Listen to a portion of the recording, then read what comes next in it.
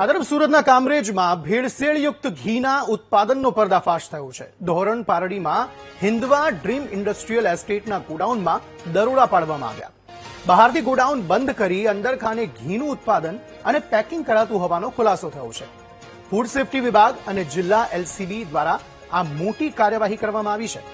તપાસ કરતી ટીમે ગોડાઉનમાંથી કેવલ ફૂડ પ્રોડક્ટના માલિક અંકિત મોદીને ઝડપી પાડ્યો છે।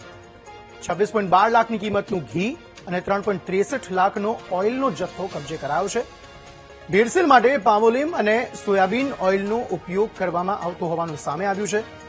5157 લીટર જેટલું ઘી સીઝ કરીને અનમોલ રતન કાઉ ઘીના પેકિંગનો જથ્થો જપ્ત કરવામાં આવ્યો છે। 1485 કિલો પામોલિમ ઓઇલ અને 285 કિલો સોયાબીન ઓઇલ પણ જપ્ત કરાયું છે। લાયસન્સ ધરાવવાની જગ્યાએ અન્ય ગોડાઉનમાં ઉત્પાદન અને પેકિંગ કરાતું હતું તેવું સામે આવ્યું છે। અધિકૃત સ્થળે પણ ઘીનું ઉત્પાદન અને પેકિંગ હાલ બંધ હોવાનું સામે આવ્યું છે। સંવાદદાતા નિર્મલ આ અંગે વધુ માહિતી આપી રહ્યા છે। નિર્મલ, જણાવશો શું વધુ અપડેટ?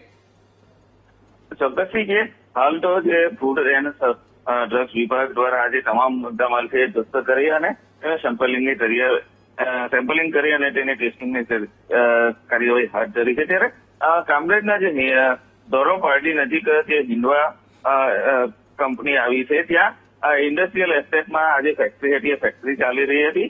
જિલ્લા એલસીબી અને ફૂડ એન્ડ ડ્રગ્સ વિભાગને માહિતી મળતા તેઓ દ્વારા આ સંયુક્ત કામગીરી કરવામાં આવી હતી અને તેઓ દ્વારા રેડ કરવામાં આવી હતી।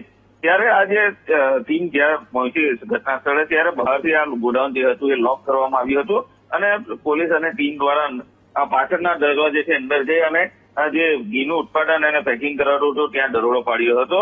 અંકિત મોદી કેવલ ફૂડ પ્રોડક્ટના માલિક હોવાનું તો સામે આવ્યું છે। પોલીસે તમામ મુદ્દામાલ જપ્ત કરી અને આગળની કાર્યવાહી હાથ ધરી।